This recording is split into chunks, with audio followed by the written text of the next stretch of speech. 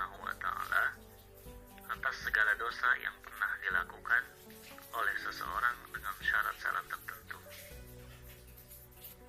Nabi Muhammad tidak pernah melakukan dosa, namun beliau selalu memperbanyak taubat kepada Allah Subhanahu wa taala. Sebagaimana beliau bersabda dalam sebuah hadis yang berbunyi,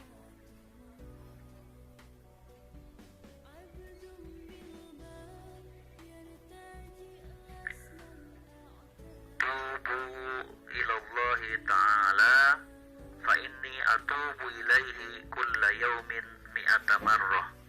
Rawahul Bukhari. Yang artinya, bertaubatlah kamu kepada Allah, maka sesungguhnya aku bertaubat kepadanya setiap hari 100 kali. Hadis riwayat Bukhari. Taubat secara umum berarti meninggalkan maksiat dan dosa. Taubat dilakukan dengan menyesali perbuatan dosa yang telah dilakukan dan meninggalkannya serta bertekad untuk tidak mengulangi.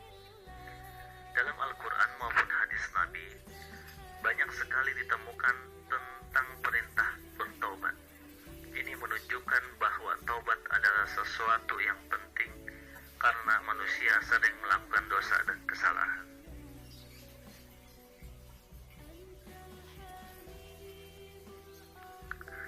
Selanjutnya kita akan mempelajari cara bertobat.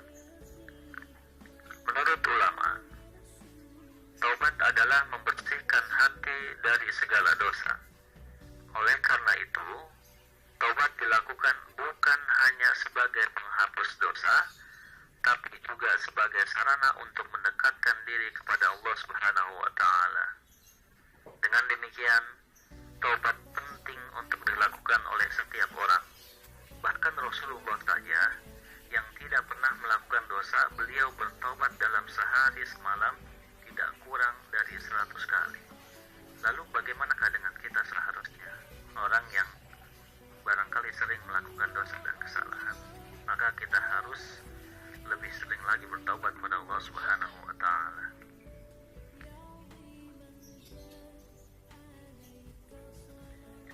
Adapun cara bertobat jika berdosa kepada Allah Subhanahu wa taala adalah memperbanyak mengucapkan istighfar dan memperbanyak amal soleh. Kita dianjurkan selalu mengucap istighfar, terutama setelah sholat 5 waktu. Membaca istighfar sambil diiringi dengan permohonan agar Allah Subhanahu wa taala mengampuni dosa-dosa kita, agar dosa kita diampuni oleh Allah Subhanahu wa taala. Sedangkan cara bertobat dari dosa terhadap manusia adalah dengan meminta maaf kepada orang yang telah disakiti, dicaci, dipukul, dan lain sebagainya. Setelah itu kita menjalin silaturahim dan berbuat baik kepada mereka, berbuat baik kepada orang yang telah kita sakiti.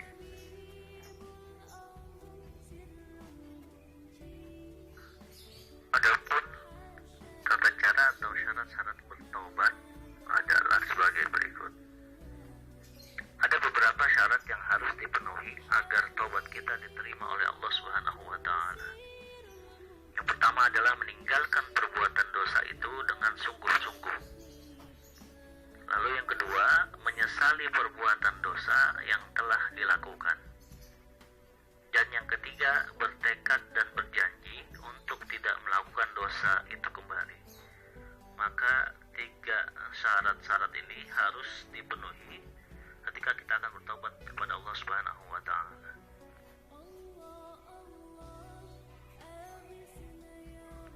Sekarang kita akan mempelajari kalimat istighfar dan artinya.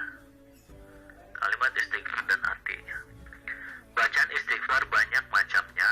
Adapun istighfar yang banyak diketahui dalam kalimat yang pendek adalah Astaghfirullahalazim. Astaghfirullahalazim, yang artinya aku memohon ampun kepada Allah Subhanahu wa taala yang Maha Agung. Adapun bacaan istighfar lainnya yang lebih panjang kalimatnya adalah Astaghfirullahalazim alladzi la ilaha illa huwal hayyul qayyum wa atubu ilaih. Astaghfirullahaladzim alladzi la ilaha illa huwal hayyul qayyum wa atubu ilaih. Yang artinya, aku memohon ampun kepada Allah yang Maha Agung, yang tiada Tuhan selain Dia, yang Maha Hidup Kekal, yang terus mengurus makhluknya, dan aku bertobat kepadanya.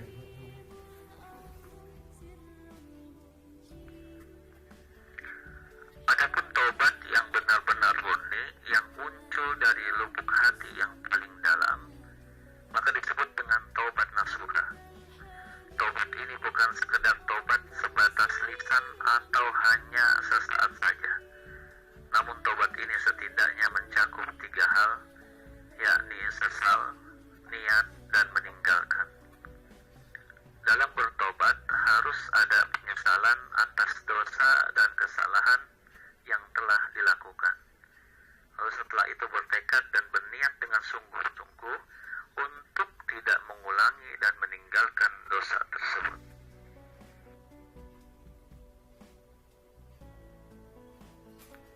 Baiklah, sekarang kita akan mengetahui dan mempelajari apa saja keutamaan istighfar itu. Di antara keutamaan istighfar adalah yang pertama, istighfar adalah kalimat paling ampuh untuk melebur dosa. Kalimat paling ampuh untuk melebur dosa. Yang kedua, ahli istighfar adalah calon penghuni surga. Ahli istighfar adalah calon penghuni surga. Lalu yang ketiga, kalimat istighfar bisa membinasakan kekuatan setan. Kalimat istighfar bisa membinasakan kekuatan setan. Yang keempat, kalimat istighfar bisa menyelesaikan banyak masalah. Kalimat istighfar bisa menyelesaikan banyak masalah yang kita alami. Dan yang terakhir atau yang kelima, kalimat istighfar menyelamatkan dunia dari bencana. Kalimat istighfar menyelamatkan dunia dari bencana. Karena di antara ucapan atau kalimat yang bisa meredam murka Allah Subhanahu wa taala, bisa mencegah bencana adalah kalimat istighfar. Dalam sebuah hadis Rasulullah SAW bersabda, "Inna likulli da'in dawa'un, wa dawa'ul dzunub al-istighfar." Yang artinya, sesungguhnya setiap penyakit ada obatnya, dan obat dosa adalah istighfar.